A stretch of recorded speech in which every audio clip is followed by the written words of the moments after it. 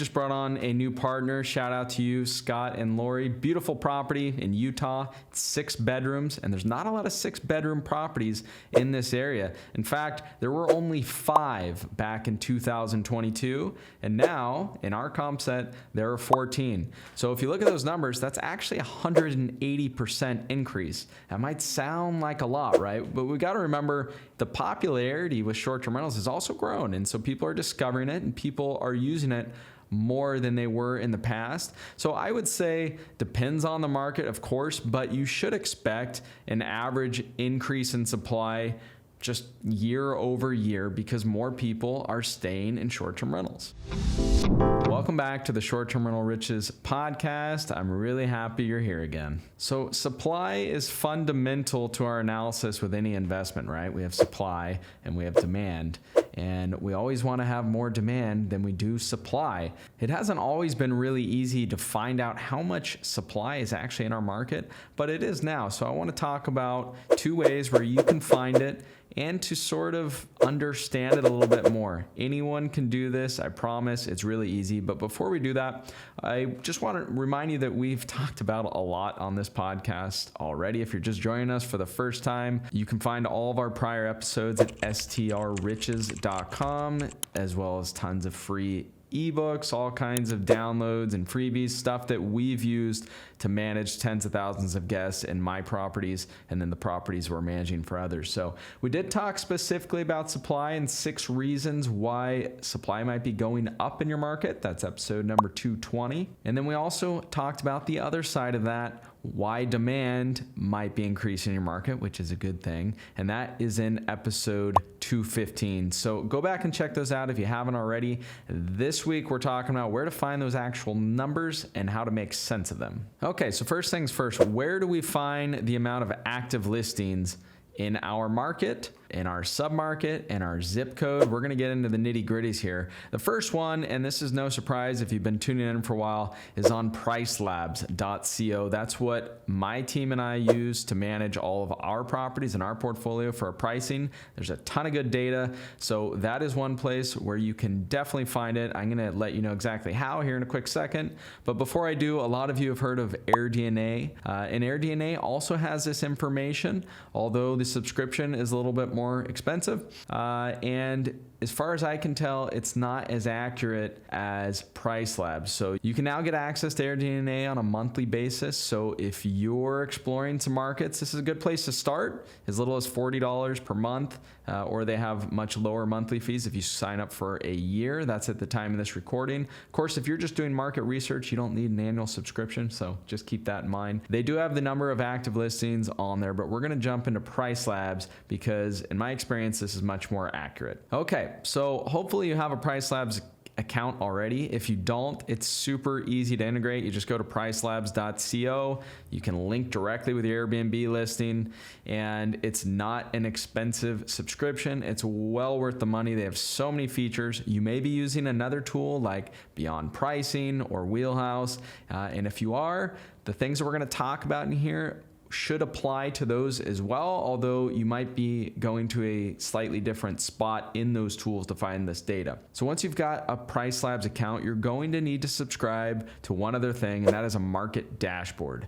So it's not expensive at all, an extra $10 a month at the time of this recording, and that's where we're gonna find our data on active listings. So there's 2 ways to look at active listings. One is just looking at the market in general. That gives us a good 10,000 foot view of what's going on in this market. We know with our properties, however, we can't just look at averages. We can't compare our 3-bedroom to a 5-bedroom or to a studio. That just doesn't make sense, right? The supply and demand for each size property is different. So how do we go about comparing apples with apples? Well, we need to create a comp set. And so of course, if we have a 5-bedroom, we want to compare other 5-bedroom properties in our market. We want to make sure they're in the right zip code. We want to make sure we have the right amenities. We've talked about creating comp sets before, so head over to strriches.com to check out our prior episodes on that if you need help adjusting that. Let's assume you already have that comp set. Well, you're simply going to apply this in the market dashboard. So hopefully I'm not losing you here. There are a few steps. I'm going to recap them,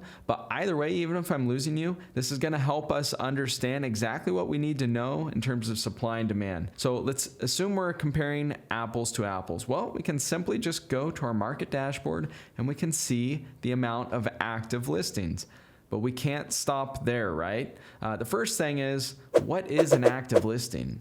Well, that's a listing that got booked sometime in the last year. So obviously we don't want to compare a property that got booked one time in the last year to our property that's available all year, maybe had 100 reservations.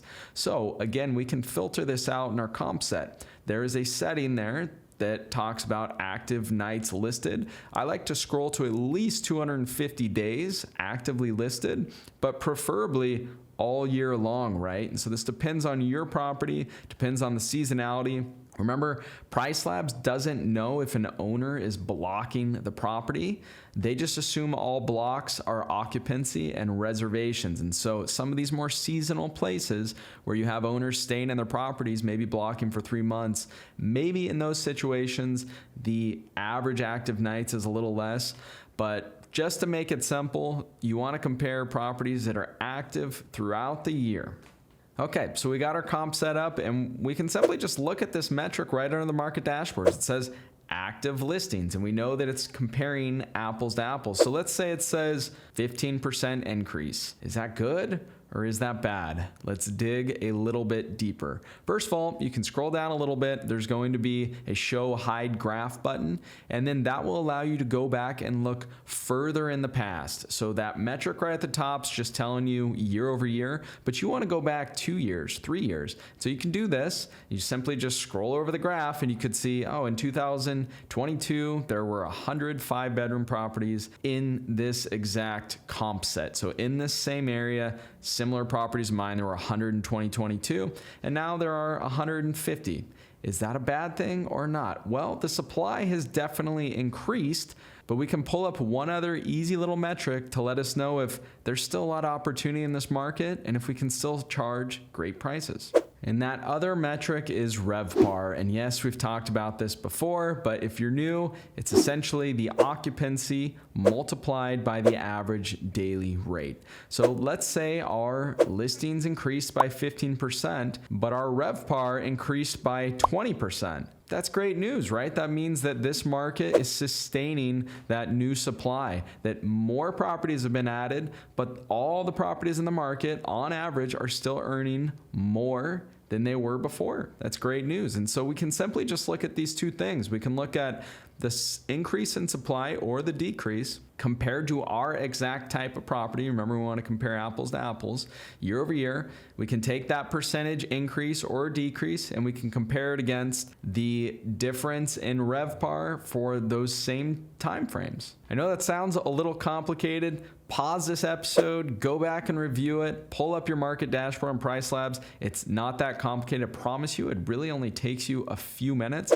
And it's really good to know because if you're trying to charge prices from last year, but your supply increased 20% and the amount that you can charge didn't change at all, that means you have to fight harder to get booked and to get booked at great rates. Remember, if the average occupancy in a market, let's say that has 100 properties, is 50%. If that's the average occupancy year round, let's just say, that means that 50 properties out of 100 are getting booked on average, right? And so there's obviously a lot more competition there than a market that has 75% average occupancy rates. So here's a quick little case study analysis. We just brought on a new partner. Shout out to you, Scott and Lori. Beautiful property in Utah, 6 bedrooms, and there's not a lot of 6-bedroom properties in this area. In fact, there were only 5 back in 2022, and now in our comp set, there are 14. So if you look at those numbers, that's actually a 180% increase. That might sound like a lot, right? But we got to remember the popularity with short-term rentals has also grown, and so people are discovering it and people are using it more than they were in the past. So I would say depends on the market, of course, but you should expect an average increase in supply just year over year because more people are staying in short-term rentals. So of course, if we don't have any other information, we don't know if this is negatively affecting us or not. 180% increase sounds like a lot. So we go back to that RevPAR calculation. Remember, that's the occupancy and the average revenue for that same period of time.